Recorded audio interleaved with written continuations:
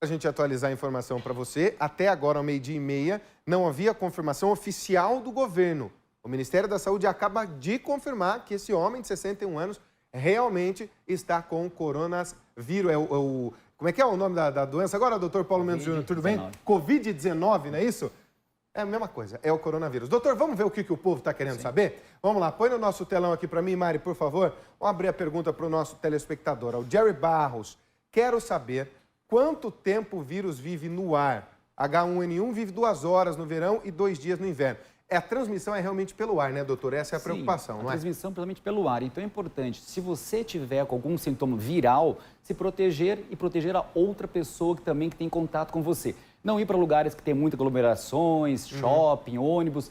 Se você não tem, incentive a sua educação de higiene, ou seja, lave bastante as mãos com sabão principalmente, ou com álcool em gel também. Lave o nariz com soro fisiológico. Se for tossir, espirrar, proteger, ou com lenço, joga depois, ou com a manga da blusa também. Isso é importante, a prevenção é a melhor parte dessa história toda. Bom, a gente precisa pensar no H1N1, por exemplo, ele é mais de inverno, né? É uma doença mais de inverno. Essa vem no auge do verão aqui no Brasil, por exemplo, ou se você for pensar no hemisfério norte, em parte do inverno, ou seja, ela não escolhe a estação, esse Covid-19, né, doutor? Então, ainda a dúvida é isso mesmo, né? Como ela vai se comportar aqui no nosso verão. Como nós estamos no verão, as pessoas ficam mais tempo no ambiente aerejado, né? Então, isso é importante, abrir a janela do ônibus, da casa, da escola, do trabalho, abrir bastante, isso ajuda bastante. Outra coisa importante, tomar muita água.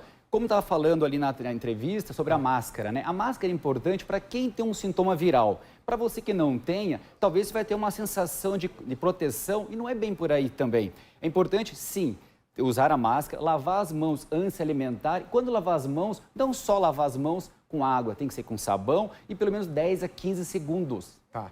Vamos lá então, o Bruno Magnus perguntando quem tem talassemia tem mais chances de ter o coronavírus e quem está grávida, quais são as chances e como funciona, doutor? Então, os extremos são bem importantes. Idosos, crianças, grávidas também, são pessoas que têm um pouquinho baixa imunidade. Então, é importante realmente ter uma prevenção maior com esses casos também. A maioria dos casos que tiveram realmente o óbito, lembrando que a taxa de letalidade, ou seja, quantas pessoas estão contaminadas e quantas dessas morreram, era uma taxa razoável de 2 a 3%, igual sarampo, igual a gripe que acontece no nosso dia a dia. Então é mais para casos realmente de idosos com alguma comorbidade, ou seja, problema cardíaco, renal ou neurológico. Bom, então tem que prestar bem atenção. Aos 70 anos de idade o risco é grande, aos 80 é ainda muito maior de matar uma pessoa. A Andréia, boa tarde, Rive, doutor. Minha pergunta, qual é a diferença do coronavírus para com a gripe asiática, por exemplo? Doutor, a gente já consegue fazer essa diferenciação? A gripe asiática, que ela fala do SARS, que teve uns anos atrás... 2002, né? Isso, ela era muito mais letal, ou seja, matava mais, quase 30% das pessoas que tinham uma chance de morrer. Essa não, essa está no nível de 2 a 3%. Mas é importante isso, a prevenção é o melhor fato dessa conversa. A dificuldade do Covid-19 é que ele é altamente transmissível, doutor. Ele transmite muito rápido e muito fácil. Sim, porque nós não tínhamos ele antigamente na transmissão de humanos, né? Era mais em animais selvagens, teve uma mutação e começou nos humanos. Então, nós não tínhamos uma proteção por isso. Então, agora a transmissão está sendo muito rápido. Por isso que é importante a prevenção. Boa tarde. Sobre o coronavírus, a pessoa que contrai esse vírus está fadada a óbito? É o Monteiro do bairro Portão.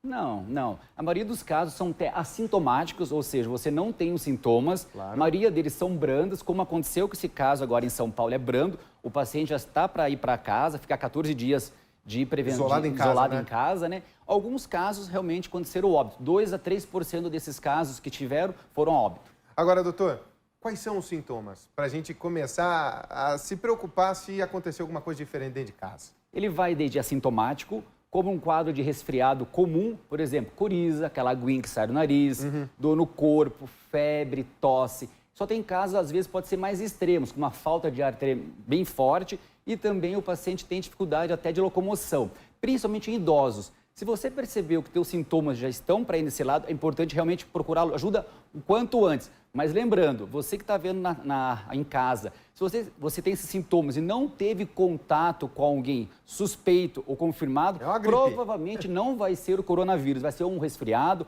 ou uma gripe normal. Até é importante enfatizar que daqui a pouco, março, abril, vai começar a vacinação para a gripe, que é a influenza. Por isso é importante a prevenção.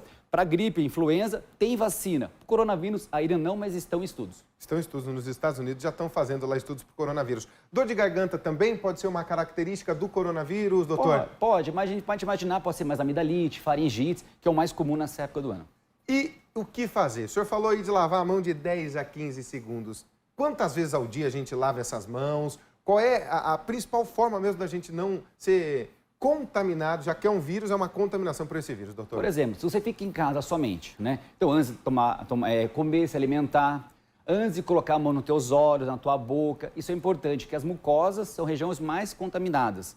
Se você vai para a rua, se você estava no ônibus, colocou a mão no corrimão, já não coloque no teu olho, no teu nariz, na tua boca. As portas de entrada, né? Isso, não colocar isso aí. Tendo contato com alguém doente, resfriado ou gripe, também já lavar as mãos, importante também. E importante é isso, quem estar com sintomas, o cuidador também tem que ter uma exigência de precaução. Doutor, para a gente finalizar, motivo para pânico, para a gente ficar extremamente preocupado ou é possível ficar numa boa e evitar tudo isso? Não, não é um sintoma de alarme, né? Mas é importante fazer uma prevenção isso daí. Essa reportagem, essa matéria importante é isso. Não ficar um pânico, não ter necessidade disso, tá? Realmente, chegou no Brasil agora, mas veio de um paciente lá da Itália que está tendo realmente uma epidemia maior, mas aqui no Brasil não. Então é isso, a prevenção é o melhor tratamento. Muito bem, o otorrinolaringologista, falar essa palavra essas horas da tarde, depois de já dar uma hora aqui no programa, é quase difícil, mas funciona. Doutor Paulo Mendes Júnior, obrigado mais uma vez, doutor. Obrigado pelo Até a convite. próxima.